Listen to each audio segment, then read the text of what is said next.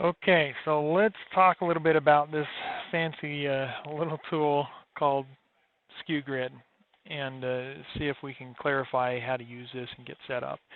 Uh, this is an amazing tool. I'm very happy to find it. It's going to be extremely helpful to allow you to manage uh, the retail dropship strategy and really build that up to just thousands of listings if you want without concern. So what you'll do once you click on the link that I sent you or the link provided is you'll come in here and fill this out and do the registration. Okay. After you go through the registration, you'll be brought to a page that looks something like this, where you have some links across the top and then a list of your subscriptions, and you choose what you want to do. I would recommend that you start with this starter plan, 50,000 credits for $14.99 with a 7-day free trial, so you can get started. So you'll proceed to PayPal and enter your, log into PayPal and basically set that up to receive or to make that payment each month. Okay. That'll get you set up. Now, 15 bucks a month for what this tool does is not at all, that's something that should easily be paid for with just a couple of sales. So it's not bad at all. I'm quite happy about it. The 50,000 credits, that means you'll have 50,000 checks that can be done during the month, where this site will check your item and make any adjustments needed on your eBay account automatically. So, and what I want to do is show you how to set that up. So once you've gone through that, connected to PayPal, and you've set it up to pay for that, then you'll come into your SkuGrid store right here and click Settings to start setting up the settings. So how often, first thing that you're going to have, just it's on the General tab, is you're going to have how often to run the checker. Run the checker every 3 hours, every hour, every 2 hours, every day. How often do we want to run it? So if we leave it at the default to run it check the item every 3 hours for changes, it's going to take one check to go out and see if there are any changes, or one credit, sorry, to go out and make that check. Are there any changes? And if so, to update your eBay account. So let's calculate this, and what does it come out to if we do it every 3 hours? So we could, and this is automatically running, right? So if we're running this for every 3 hours, 24 hours a day, 7 days a week, it's just always running there. So let's look at, if we've got 24 hours in a day, then all we have to do is divide that by 3, and that tells us that it's going to use 8 credits per item per day to run it every 3 hours. Okay. If we let's say we have 100 items, so we multiply that by 100, we've got 800 credits being used every day. Okay. If we multiply that by say 30 days in the calendar month, that's 24,000 credits. So if you start this when you have 100 items or less, and you set it to run every 3 hours, you're going to be using less than half of the credits allotted to you. Now, the great thing about this, the beauty of the way they work their business model, is if you don't use all 50 credits in the month, the rest of them roll over to the next month. So if we only use 24,000 credits out of the 50,000, then that means the next month we have an additional 26,000 credits. So now you have 76,000 credits to use toward your account. Okay. Now that's with 100 items. If you're starting this and you only have 30 or 40 or 50 items, then you'll have even more going over to the next month. And so your credits will build up as you're slowly building up your eBay, or quickly building up your eBay, whatever it is. You're going to have leftover credits adding into your pool over time too. So That's nice to know that. I think every 3 hours is probably good. If you run into a situation where it didn't catch a change, then you could come in here and change this anytime, and you could make it go every 2 hours or every hour, however you want to do that. Okay. All right, so let's go through the rest of the settings here. And we don't need to change anything more on this page. So you leave the rest of these values at their default. Okay, so all of this just stays where it is. We're not going to mess with that for now. But then the next thing we do want to look at is the notifications. And this is where you're going to enter your email address. If you want to put multiple emails, you'd put a semicolon between them. No spacing, just a semicolon. But typically you're only putting one email. So put an email in there to be notified. Okay. Now the rest of this page is basically outlining what you want to be notified about. Okay, so we put in our email address and say, hey, notify me at this email. Maximum items to include in an email. Well, don't send me more than 1,000 per email, for example. So this is notifying you of any changes to the items that you have listed. Send notifications. How often? Well, if there's a notification, send me once a day. You know, group emails by type: stock change, price increase, price decrease. So if we want to change any of that, you know, do we want to have them group emails based on this? So we can set that to yes or no. And keep in mind, you can always come in and change these settings. You just come into settings in your account and notifications. You can change this anytime. And then we say, do we want to be notified on stock change if the stock of an item changes? Do we want to be notified? So we can say yes or no there. How much should the price decrease before notification is sent? So if we want to, if we see a decrease in price, when do we want to see the notification? When it changes $2, when it changes $1, $10, how much of a change do we want to see in order to get a notification? By how much should the price increase before notification is set or sent? So again, you know, I think $2 is a pretty good amount there. So, you know, if it's any more than that, then we want to be notified so that we know what's happening. Okay. And then get emails if credits are running low. We leave that at yes, so you know if you're getting close to ending your credits. Because of course, if we run out of credits, then the system isn't going to work anymore. If it's working for us, it's monitoring things for us well, and it's helping us make sales, then we want to upgrade or buy more credits or whatever we need to do to keep this tool working so we can build our business. So that would be good to be notified if we're running low on credits. That'll also help you to know if you need to make any changes to your how often you're having it check and use credits.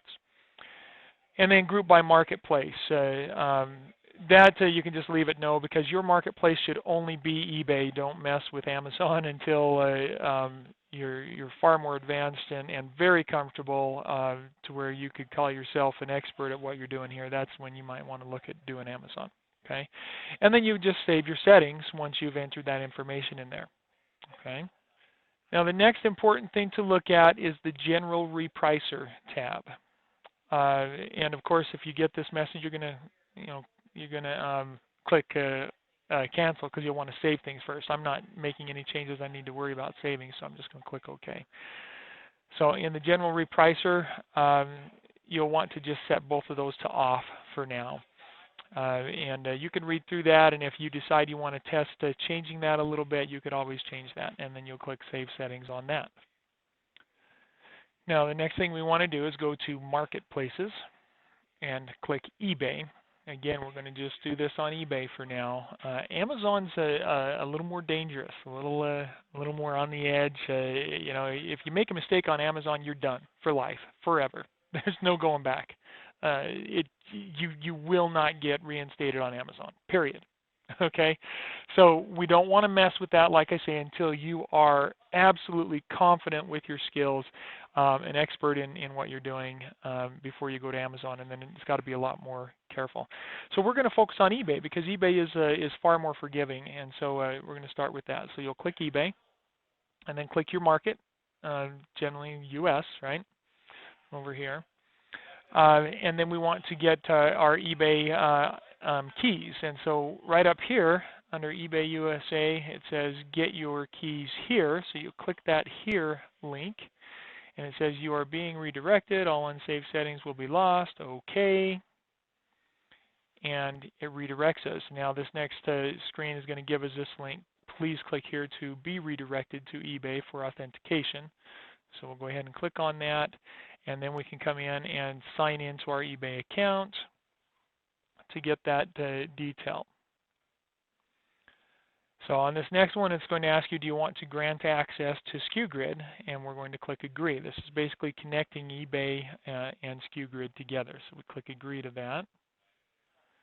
And there it says authorization complete. It's now safe to close the browser window or tab, and we can close that tab there. Okay, and that brings us back here.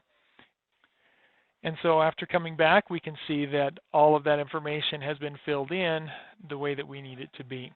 And so all of our keys and tokens and everything are all set up. Now, the other settings that we want to do down here, we'll leave that default quantity to 1. Update sold items to default quantity. By default, if stock did not change, then we do not update the quantity, just the price. Interval every 30 minutes, cost 1 credit per updated item. So if something sells, do we want to change the default quantity? Now, if you have higher limits on your account and you can do, 100 or more listings, then I'd say it's okay to have the quantity update, say 2. Okay. But we want to make sure that we don't want to put more than that in there, basically, because this way it'll automatically update as needed. There will always be multiples in there until you have really just ridiculously high limits on eBay. We don't want to mess with doing high quantities because every quantity counts toward your limits on eBay. So if you're fairly new, we want to be careful about doing quantity. Update sold items to default quantity, and we can set that to yes. And then reprice only if price increased by at least. So we're going to tell them to reprice it, change the price on our eBay only if the price increases by at least whatever you want to put in there, $1, $2, $5. You can decide how you want to do that. And then reprice only if price decreased by at least X number amount. So this one, I would say we don't want to, let's see, so this set to 99999, 9999 to never reprice because of decrease. I don't, if we have a decrease in our cost, that just means we've got a higher profit margin. So we probably don't want to worry about changing our price if it decreases. I mean, you could, if you wanted to, there to, that might possibly help you make sales. But again, all sales aren't necessarily driven by price. So be careful about that. So we could say, hey, if it lowers $5, then go ahead and do it. If you don't want to change that, then you would put the 9999 in there like that. Okay. Set price to be rounded up to the following cents. 95 cents equals price will be $10.95. I think leaving that as do not round up is fine. Do not end out of stock lots, but set price to, let's see, do not use this function. Warning, you may reach your selling limit with such action. Do not end out of stock lots, but set price to, okay. So if an item is out of stock, do we want it to end or do we want to change the price? Okay. So what they're saying here is if you've got selling limits, if something goes out of stock, if you leave this, let's see, do not end out of stock lots, but set price to, so 0 means don't use this function at all. But if we want to not end this, so 0 would mean, hey, if it's out of stock, then end the item, and then you would have to go in and manually relist the item later. So you might check that once a week or once a month to do that. Or if you would rather just change the price to something ridiculous like $999, then you could do that and enter that in here. So if you want to do that, if all your items are $500 or less, and you could set this and say, well, if it's out of stock, then change the price to $3,000. You could do that. And so, of course, if it's a $500 item, nobody's going to pay $3,000 for it, right? And if they do, you're going to find a way to get it. All right. Or like I say, if you don't want to change the price and end the or if you don't want to change the price and just have the item end instead of staying up there, then you would put that to 0. Auto update eBay stock, I'm going to leave that at yes. So if the stock changes, it'll change my stock on eBay. Auto relist days and lots when supplier is out of stock, days in lots are ended. When supplier is back in stock, they are relisted, so you can have them relist for you. So you could have that set to yes.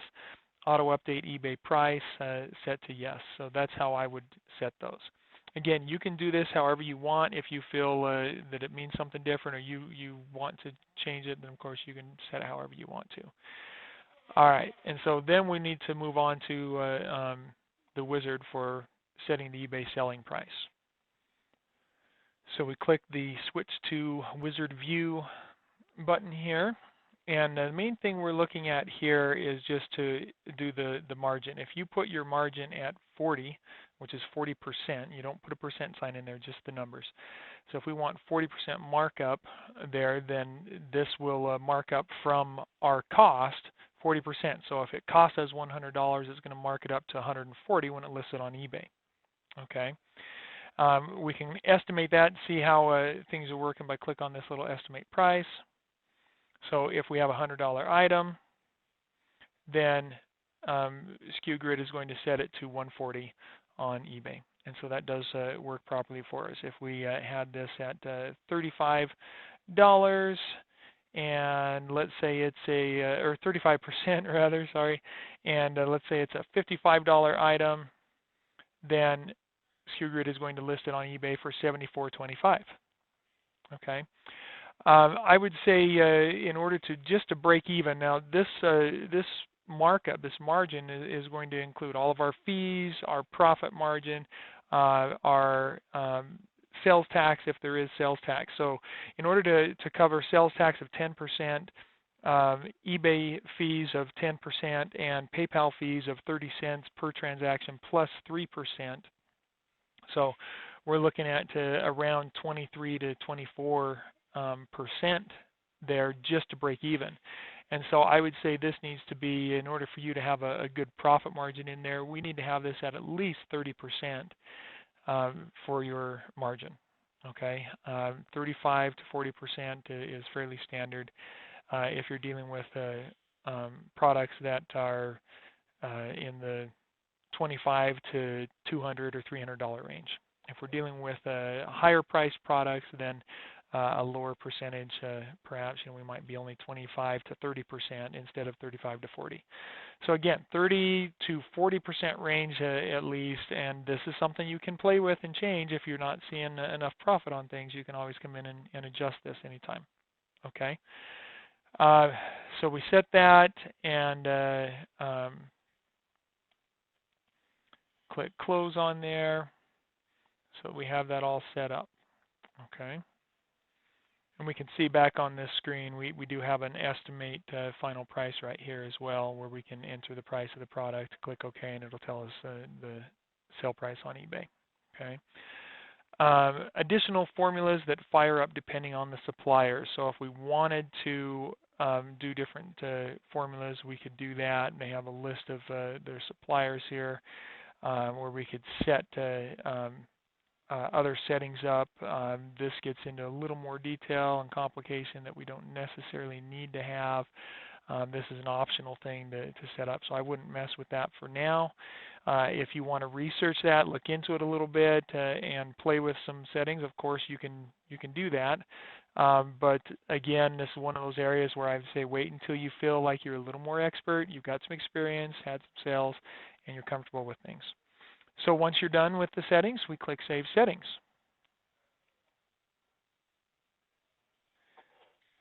So now we're all set up. The next thing we want to do is go get our items arranged. So we can add items individually, or we can import from eBay. So if we come over here and click My Items at the top left there, we can come in here. Let's see, we've got add single item, batch options, import, export, advanced, and multi-item actions. So if we go to the import, export, we can import from Marketplace. So we can go in there and say import all your items from eBay US, and it's going to give us a little message saying, are you sure? And we'll say yes. And that's going to work on gathering all the information from our eBay account and pulling those listings into our SkuGrid page here. That may take a while depending on how many items you have. I've got close to 100 on my account right now. And there we go. So it's starting to populate this, okay? Now, my items currently are not, these are not items that are, I don't do drop ship with my items. I stock all of these. So the items that are coming in here under vendor, of course, there's nothing there. Now we can update this and make changes in here. So once you pull everything in, then we want to go in and set up our vendor for these products. Over here under the reprice item, notice that they're all paused. So it's not going to start working, using your credits, or doing anything just when you pull this in. So you can pull it in, look at it a little bit, and make any changes you want without having any worries there about things being started. It's not going to actually start on any of it just yet. Okay, so let's look at what we can do to make changes and edits here. So as I zoom in here, you should be able to see the details that we have here, and I'm actually going to move this over a little bit. So we can see a list of actions right over here. So we could edit this. We have this all suppliers for this item link right here. This link goes to our item, so if we click on that, it'll pull up a page to show our item. Now this isn't going to have any suppliers because it's my sagebrush item that I sell. So I'm the only supplier for that particular item. But if we want to come in and click on Edit, that will open up a list of options for that particular item, where if it is a drop ship item, well, now we can come in here and we have a supplier's item link that is required, and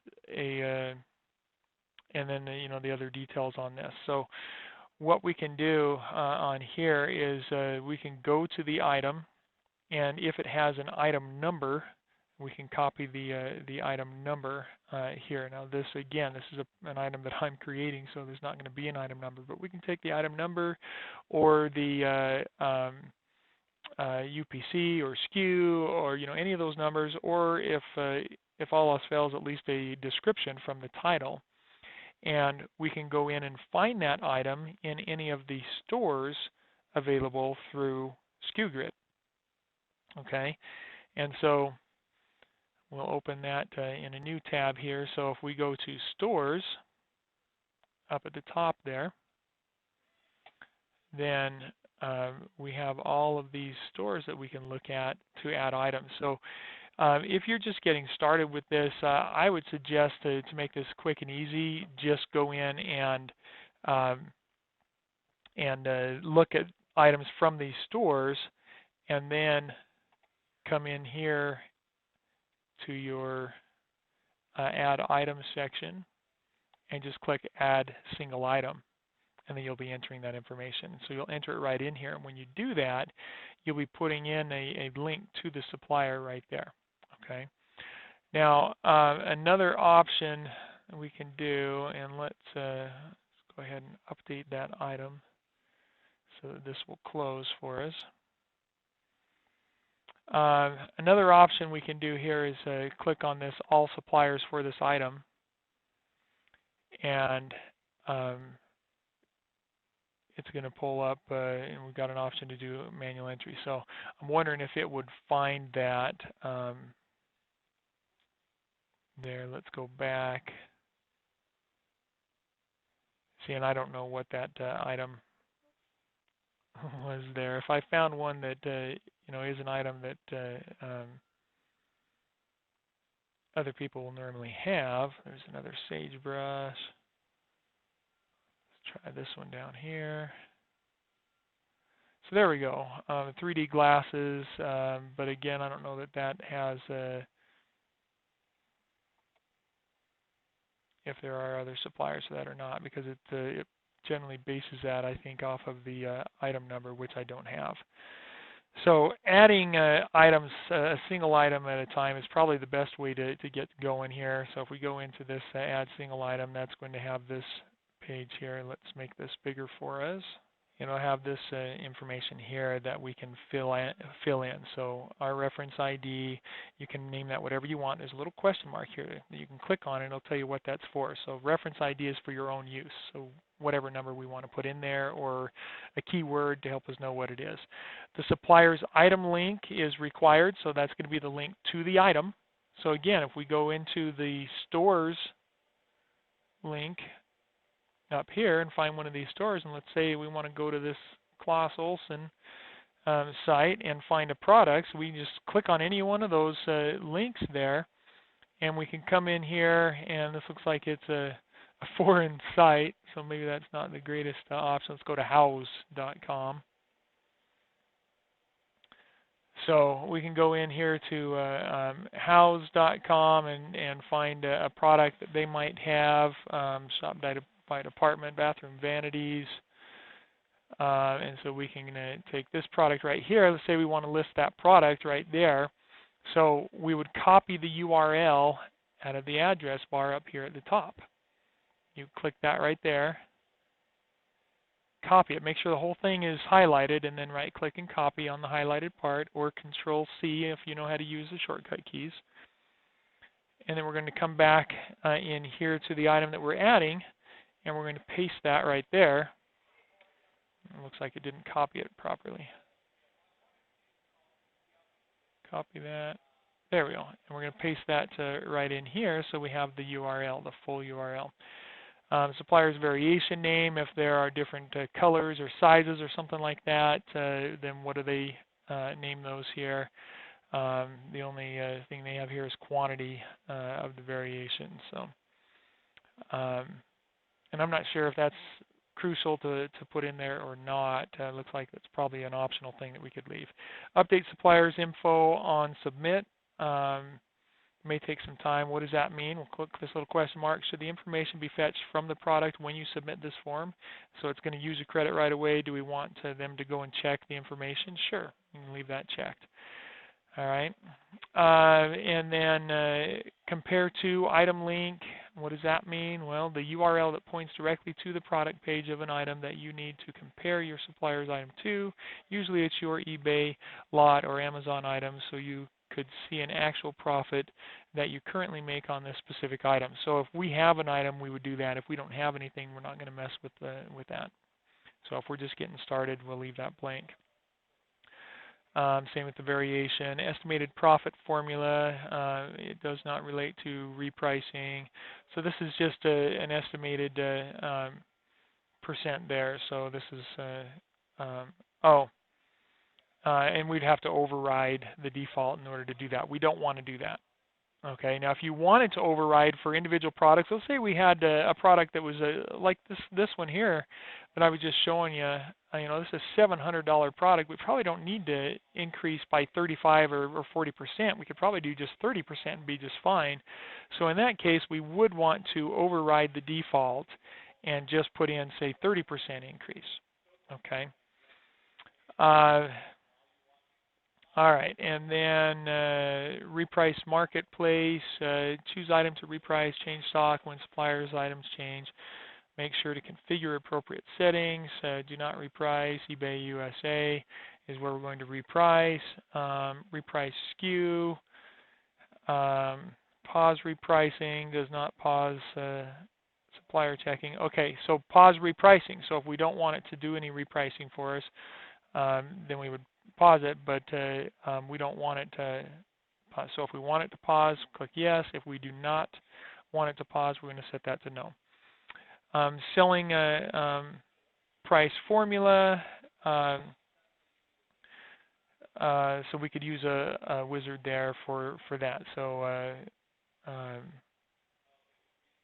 and we can estimate the final price on that. So again, that's the that's another one where it's saying we've got to override the default. So if we want to override the selling price formula, we would do that here, and we could use the wizard and say, all right, well, let's do 30%. We close that, so now it's set. Estimate final price, it's 735 was the price. So it'll change it to 955 for the listing on eBay.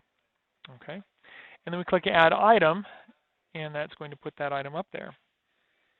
So I am going to go ahead and do this, so we can put this as let's see, they have an item ID. They do have an item ID down here, so I'll just copy that item ID right there, paste that in there. Okay, so once we're done with our details, we click Add Item, and it's going to add the item into our list. So now I've got this new item in here that will go to my eBay account, and everything is all set up there.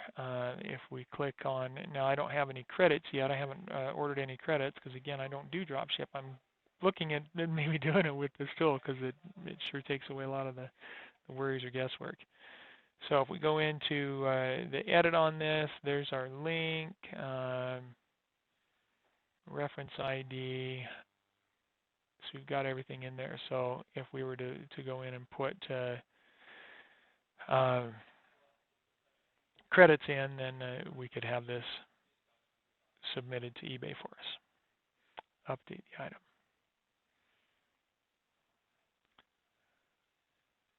Now this vendor link, if we were to come under the supplier item on that, so again, this is the one that I just did with that reference ID. So if we click on vendor link, it's going to pull up that item on the vendor's website. Okay, so no worry about keeping track of items anymore. Everything is right in here. This reference ID will help you understand what has been sold and be able to go find the item. So that's how you get started using SkuGrid. I think this is a game changer. I think this will make managing a lot more listings a lot easy, worry-free, allow you to really build up your eBay. So get out there and start using it. Let's get some listings up there and build that up so you can start seeing some real success and build this into a real business.